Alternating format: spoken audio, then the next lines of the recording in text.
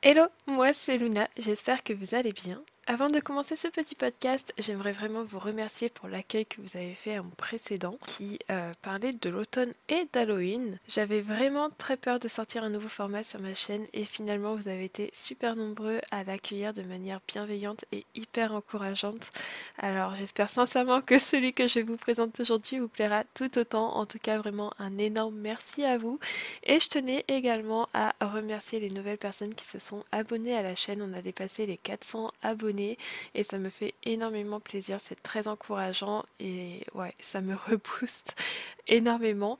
Si vous êtes nouveau sur la chaîne et que vous écoutez ce podcast, sachez que mes vidéos ne sont pas très régulières parce que je suis malade et que c'est compliqué pour moi d'avoir tout le temps l'énergie de travailler sur mes podcasts, sur ma chaîne en général par rapport aux Sims, etc. J'espère quand même avoir très vite l'énergie pour pouvoir revenir en stream très bientôt et reprendre les vidéos comme il se doit.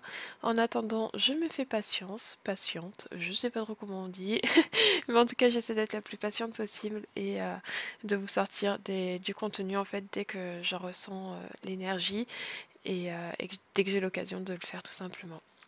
En tout cas, pour en revenir à ce petit podcast, personnellement, il me plaît déjà. Je l'ai écrit en amont, donc j'espère vraiment qu'il vous plaira tout autant. Pour moi, en fait, Noël, c'est vraiment une fête familiale où l'amour, la bienveillance et le partage ressortent fois mille. Alors du coup, j'espère vraiment vous faire ressentir ça, donc la chaleur de Noël en fait, à travers ce petit podcast.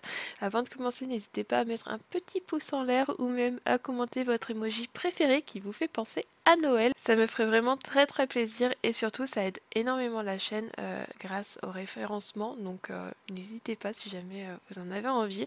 En tout cas, un très grand merci d'avance et puis bon maintenant, installez-vous confortablement, prenez un plaid, munissez-vous d'une délicieuse boisson chaude et détendez-vous en écoutant ce podcast.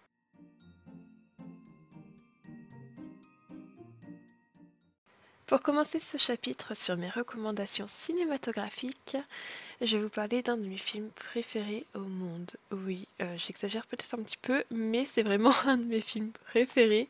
Celui-là, je peux vraiment pas m'empêcher de le regarder, même en été, c'est pour vous dire.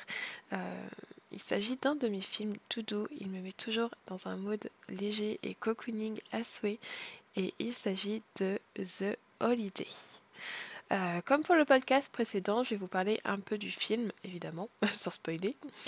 Et si jamais cela vous intéresse, vous pourrez retrouver la bande-annonce dans la barre d'infos. De toute façon, à chaque fois que je vais vous parler de quelque chose, vous aurez toujours la bande-annonce ou un lien en barre d'infos pour pouvoir vous aider un petit peu plus. Alors dans ce film, on va retrouver Amanda Woods. Si vous me suivez, vous avez déjà entendu ce prénom et ce nom quelque part. Amanda est une américaine qui est interprétée par la fantastique Cameron Diaz. Oui, oui, c'est vraiment l'une de mes actrices préférées depuis que je suis toute petite. Je la trouve tellement magnifique et charismatique. Vraiment, elle a trop quelque chose. Et le deuxième personnage principal se prénomme Iris et c'est une anglaise jouée par, attention, la grande Kate Winslet. Oui. Oui, oui, c'est bien Rose dans Titanic. Du coup, dans ce film, toutes les deux sont très déçues par les hommes. Après un trop-plein, en fait, elles vont décider, sans connaître l'existence de l'une et de l'autre, je tiens vraiment à le préciser, c'est très important, elles vont décider, chacune de leur côté, en fait, sans se connaître, de prendre du temps pour elles et de fuir leur petit train-train quotidien. Du coup, pour ce faire, elles vont s'inscrire sur un site qui leur propose d'échanger leur maison pour un week-end, ou pour quelques jours, ou pour des vacances, en fait. C'est vraiment un site trop bien. En vrai, j'aimerais trop que ça existe, mais quoique pas trop. Parce que en gros, ça voudrait dire que les gens viennent chez moi. Ouais, non, non, pas trop fan. Puis au pire, il y a déjà les Airbnb. Je sais pas où je vais, moi. Bref, en tout cas, ouais, c'est ça. C'est un peu une sorte de Airbnb, on va dire. Et du coup, si elles pensaient avoir des petites vacances toutes tranquilles, loin de ce qu'elles veulent à tout prix fuir, leur séjour va prendre un tout autre tournant. Et ça, par contre, elles ne l'avaient vraiment pas vu venir. Et voilà, je pense que je vais pas trop vous en dire plus parce que sinon j'ai peur de vous spoiler. En tout cas, sachez que si vous avez besoin de légèreté, d'un film doudou sans prise de tête, vous pouvez vraiment foncer tête baissée. Personnellement, je l'ai en DVD parce que vraiment, quand je vous dis que c'est mon film doudou, c'est mon film doudou. Mais je sais que vous pouvez également le retrouver sur Netflix et je crois qu'il est peut-être également sur Prime Video À vérifier, j'ai pas envie de dire de bêtises, je sais plus si c'était en location ou à regarder, mais je sais que j'ai déjà vu la pochette sur Prime Video. Voilà, actuellement je ne l'ai plus, je compte le reprendre quand j'aurai besoin, mais là pour l'instant je ne l'ai plus donc je peux pas vérifier, je suis vraiment désolée. Si jamais vous l'avez fait, n'hésitez pas à le préciser dans les commentaires. Pour le second film, je vais un tout petit peu tricher puisqu'il s'agit d'une saga de films et pour l'instant il n'y en a que 3. Je vous avoue que je ne sais pas trop s'il y en aura un quatrième un jour parce que je ne regarde pas spécialement les actualités par rapport aux films de Noël, etc. Mais personnellement, j'en doute un petit peu parce que je pense que ça peut très bien se terminer comme ça. Mais si c'est le cas, en tout cas, croyez-moi, ça ne me dérangerait absolument pas. Du coup, je vais vous parler de A Christmas Prince avec, évidemment, comme toujours, mon superbe accent. Évidemment, ce film est extrêmement feel good, sinon je ne vous le présenterai pas. En temps normal, j'ai vraiment besoin de légèreté et de feel good. De toute façon, je vous en avais déjà parlé dans mon précédent podcast, pardon. Mais j'en ai encore plus besoin en automne-hiver. Du coup, bah, vous vous doutez bien que les films de Noël où on pleure beaucoup, ce n'est pas pour moi. Bien que j'en ai déjà vu plusieurs. Et ça m'a un peu traumatisée, je vais pas vous mentir. En tout cas, A Christmas Prince se trouve sur Netflix et je le trouve vraiment parfait pour cette période. Il est vraiment encore une fois très doudou et il y a de l'émotion mais aussi beaucoup de rigolade. Le personnage principal qui se prénomme Amber est joué par la jolie Rose McIver. Je sais pas trop si je prononce bien son nom. En tout cas, elle joue dans iZombie, je sais pas si vous connaissez. Quant au prince Richard, lui est interprété par Ben Lamb et vous voyez qui est Edward dans Divergente? Eh ben c'est lui. Voilà. En tout cas pour l'histoire du coup, Amber qui est journaliste est envoyée en Moldavie à Aldovia pour dénicher un scoop sur le prince qui apparemment n'est pas vraiment tout rose sur le plan amoureux. Malheureusement, bah ça va pas se dérouler comme prévu. Elle va devoir improviser et elle va décider de s'infiltrer comme tutrice de la princesse Emily. Ouais, rien que ça. Vous vous doutez bien que les choses vont se compliquer et créer plein de situations plutôt embarrassantes. Mais je vais pas trop vous en dire plus parce que sinon c'est sûr que je vais vous spoiler. Je vous laisse vraiment découvrir par vous-même parce que vraiment, à mes yeux, bah, il s'agit d'une petite pépite quand même. Certes, il y a beaucoup de clichés. Ça reste un film de Noël, hein. Mais après tout, la vie en elle-même, c'est un peu un cliché, hein. Nous-mêmes, on est le cliché de quelqu'un d'autre. Donc, est-ce que en soi, c'est vraiment un cliché? Ouais, et j'adore ce film parce qu'en fait, il me fait beaucoup rire parce que Amber est assez maladroite et je suis très maladroite, donc forcément, ça me fait vraiment, vraiment rire. En tout cas, j'ai hâte de vous le faire découvrir. Enfin, j'en ai parlé, donc techniquement, je vous le fais découvrir. Mais si jamais vous le regardez, n'hésitez pas à penser un tout petit peu à moi, à ce podcast, parce que franchement, j'aime trop ce film. Et bah, n'hésitez pas à me le dire dans les commentaires si jamais vous regardez The Holiday ou A Christmas Prince. J'ai très honte de mon accent. Ouais, on va passer à autre chose.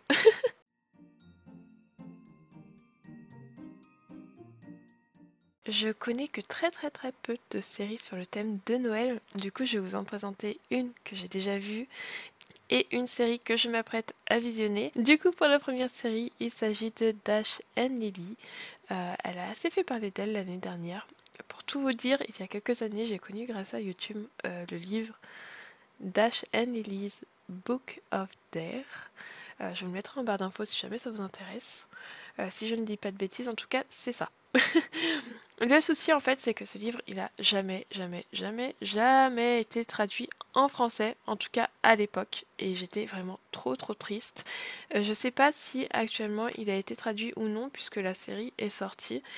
Ce serait vraiment cool parce que je pense que je l'apprécierais un peu plus en livre qu'en série personnellement.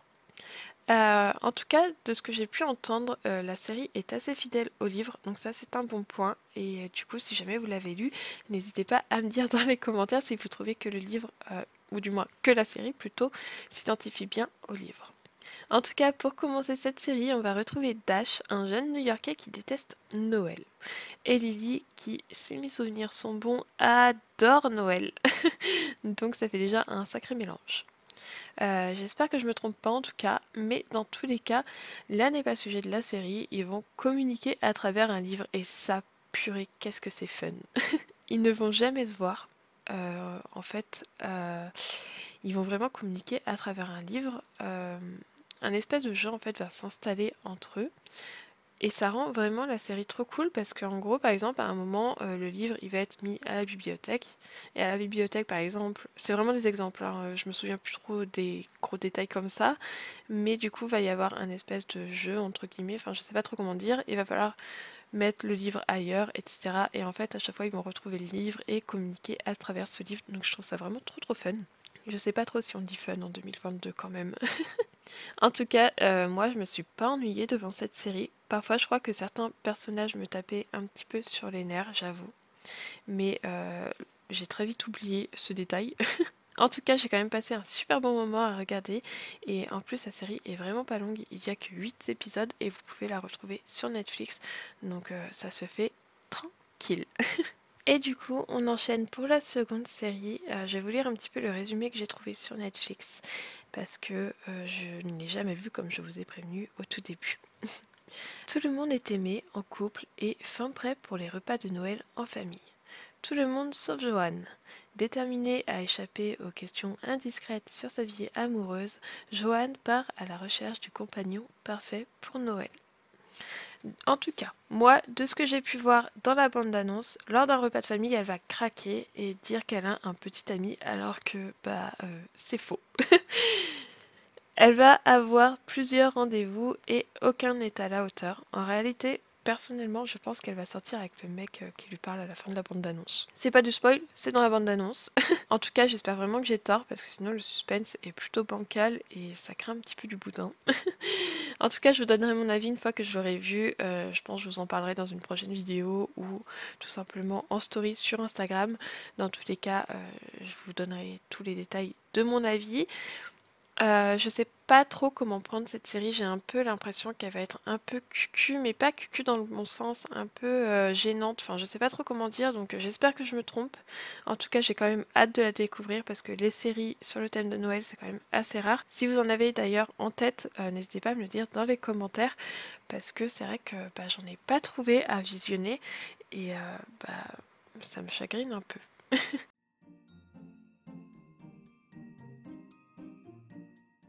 Pour ce chapitre, je suis vraiment désolée si jamais le son change un peu. J'ai posé ma voix ce matin pour les 2 premiers et là on est l'après-midi donc mon micro n'est peut-être pas placé de la même manière qu'il était tout à l'heure. J'en suis vraiment terriblement désolée et j'espère que tout se passera bien. J'ai fait des tests, normalement c'est ok mais bon, on sait jamais. Alors, du coup, je vais vous parler de Ceci n'est pas qu'une comédie romantique. C'est le titre du roman que je vais vous présenter du coup. Il a été écrit par Julie Gred. Il est vraiment assez court, il a 258 pages, donc c'est pas énorme.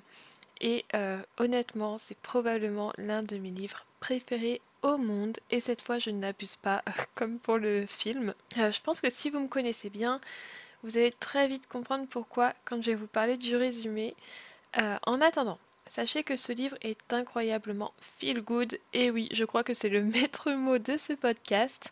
En tout cas, je l'ai lu il y a quelques années et j'en garde un très bon souvenir.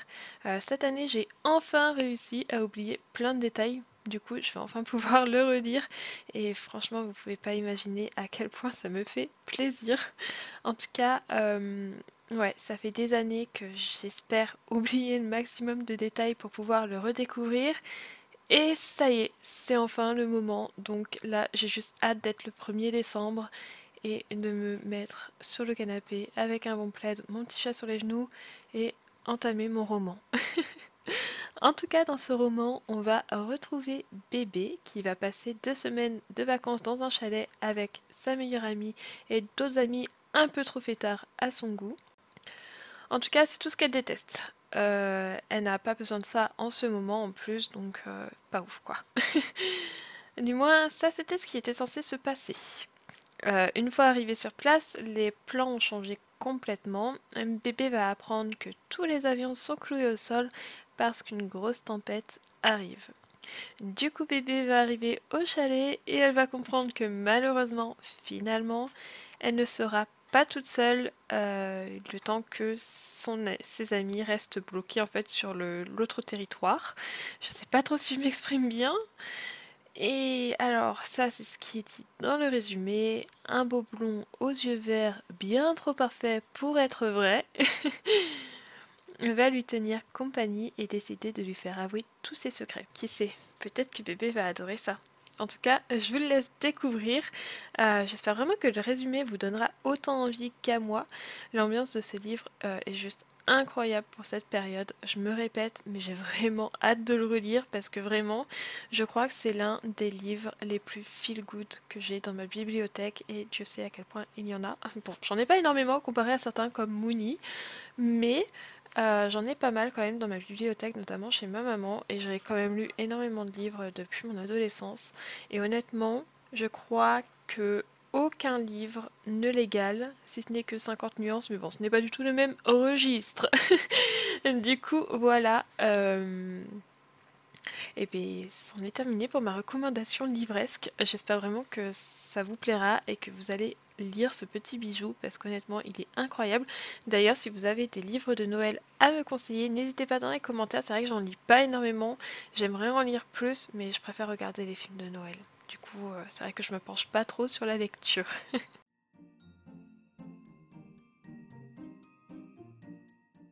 Si tu as écouté le podcast de cet automne, je pense que tu dois te souvenir que je disais avoir une recette de chocolat chaud spécialement pour l'automne et une autre pour les moments cocooning devant les films de Noël. Et bien du coup, c'est parti pour une de mes recettes de chocolat chaud préférées. Pour commencer, tu vas faire chauffer à la casserole sur feu très doux le lait de ton choix. Donc pour ma part, moi, ce sera du lait de vache. J'ai toujours pas trouvé un lait végétal avec un goût assez neutre. Donc si jamais vous en avez à me recommander, n'hésitez pas dans les commentaires.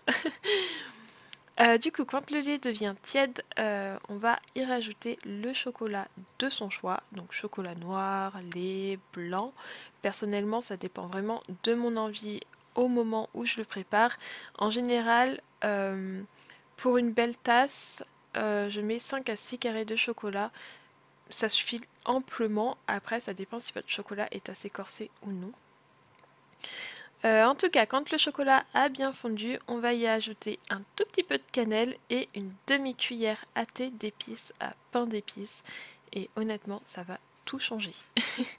En tout cas, il faut faire attention à ne pas trop en mettre pour éviter que les autres saveurs soient neutralisées et qu'on ne les sente plus, parce que c'est vrai que l'épice à pain d'épices, ça a tendance à être assez costaud quand même.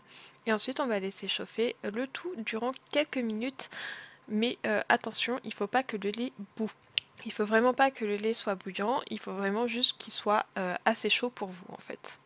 Ensuite, quand la préparation nous convient et qu'elle est assez chaude pour nous, et bien là, on va aller choper notre plus belle tasse de Noël et on va y ajouter notre mélange. Il ne nous restera plus qu'à rajouter soit de la chantilly, soit des marshmallows.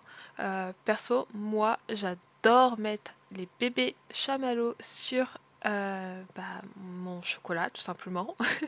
Et je l'ai fait un tout petit peu griller avec mon allume-bougie. Oui, écoutez, on fait comme on peut. Pour la seconde recette, en fait, il va s'agir de ma recette préférée de biscuits de Noël. Du coup, il vous faudra 500 g de farine, 200 g de sucre, celui de votre choix. Pour ma part, je prends tout le temps du roux, parce que pour moi, psychologiquement, je pense que c'est moins calorique, etc. Donc, écoutez, vous faites comme vous voulez, en fait. Un sachet de sucre vanillé. Ensuite, en option, vous pouvez mettre des épices à pain d'épices ou de l'arôme de vanille ou de l'amande amère ou du zeste de citron, orange, etc. Vous faites vraiment avec vos goûts.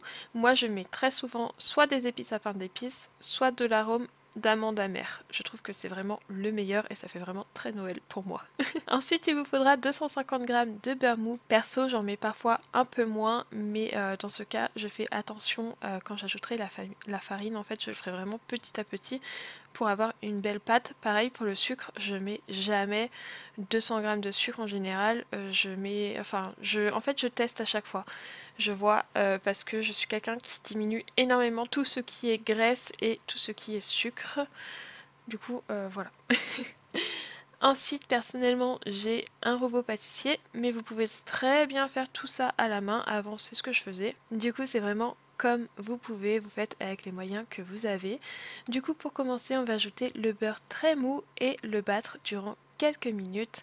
Donc avec un fouet si jamais vous n'avez pas de batteur. Vous pouvez très bien le faire avec un batteur, vous savez, pour mettre les blancs en neige, il n'y a pas de souci. Et en gros, il faudra que le mélange devienne très pommade, limite un peu mousseux. Je ne sais pas trop si vous voyez ce que je veux dire, mais en gros, il faut que ça fasse vraiment une espèce de crème.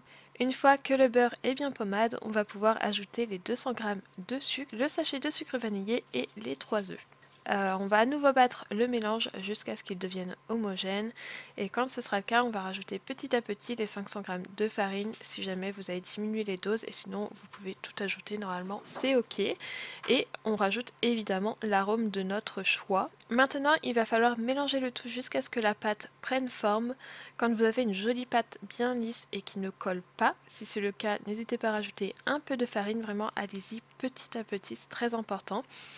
Vous pourrez la travailler directement, c'est ce que je fais personnellement, ou alors si jamais votre pâte est un peu difficile à travailler, n'hésitez pas à la laisser reposer 5 à 10 minutes au frais parce que parfois ça peut suffire plutôt que de rajouter de la farine, ça dépend comment est votre pâte. Et du coup, pendant qu'elle repose en fait, vous pouvez faire préchauffer votre four à 150 degrés. Maintenant, c'est la dernière ligne droite. Il va falloir étaler la pâte plus ou moins finement selon vos goûts et vos envies. Il faudra juste adapter le temps de cuisson de vos biscuits selon l'épaisseur de votre pâte tout simplement. En tout cas, vous allez découper tout ça avec vos emporte-pièces de Noël préférés et vous allez former du coup vos petits biscuits. On va ensuite les déposer sur une plaque recouverte de papier cuisson et on va pouvoir les enfourner pendant 10 minutes, mais surveillez bien la cuisson parce que vraiment selon l'épaisseur ça peut jouer et ce serait dommage que vous ayez des biscuits cramés. En tout cas, ensuite quand ils sont cuits, on les laisse refroidir un petit peu et on peut les décorer enfin. Du coup, vous pouvez très bien les décorer avec du chocolat fondu. Moi, ce que je fais, c'est que je trempe la moitié d'un biscuit et je les fais à nouveau reposer sur une plaque jusqu'à ce que le chocolat fige. Mais vous pouvez très bien les décorer par exemple avec un mélange de sucre glace et de jus de citron. C'est ce que je fais aussi de temps en temps et c'est vraiment très bon. Enfin, il y a plein de glaçages différents sur internet. Vous pouvez aller regarder. Moi, c'est les deux que je fais en général. En tout cas, si jamais vous reproduisez cette recette, n'hésitez pas à la partager sur Instagram et à m'identifier. Ça me ferait vraiment trop plaisir de voir vos petites réussites.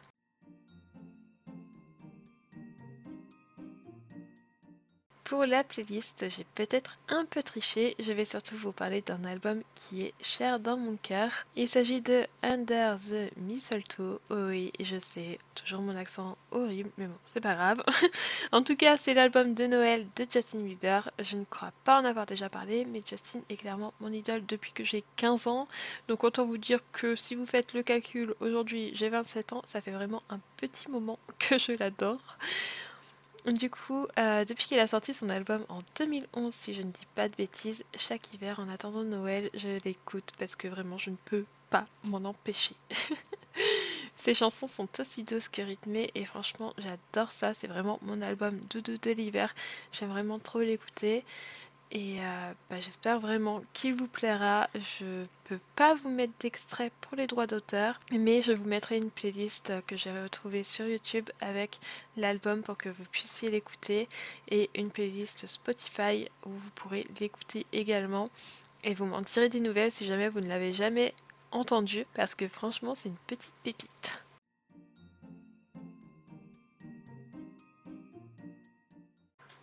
Ça y est, on arrive à la dernière catégorie de ce podcast.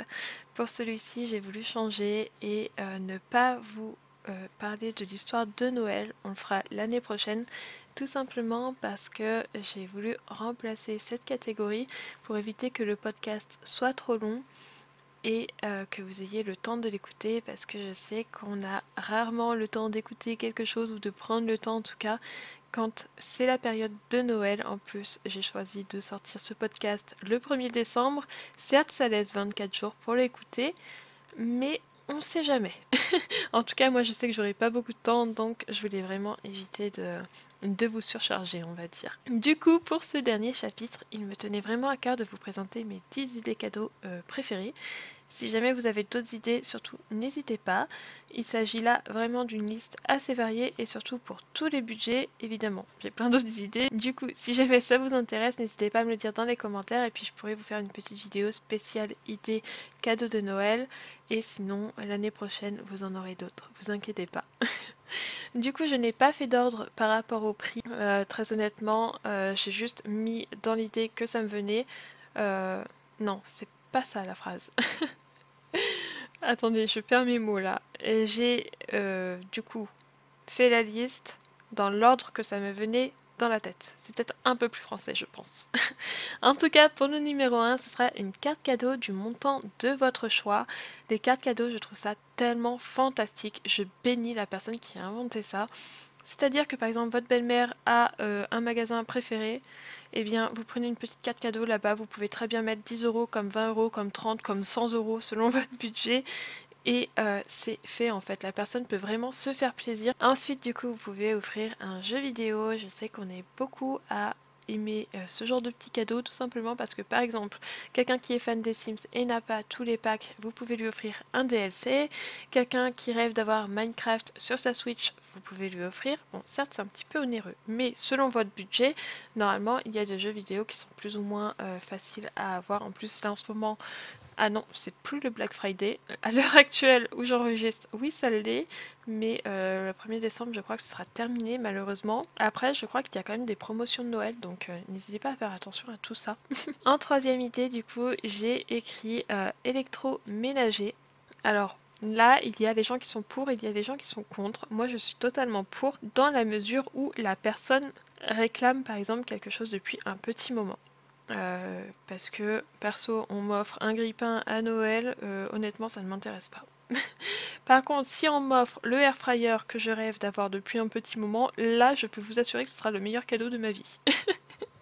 Donc c'est pour ça qu'il faut vraiment faire attention au goût de chacun, mais c'est vrai qu'on n'y pense pas tout le temps.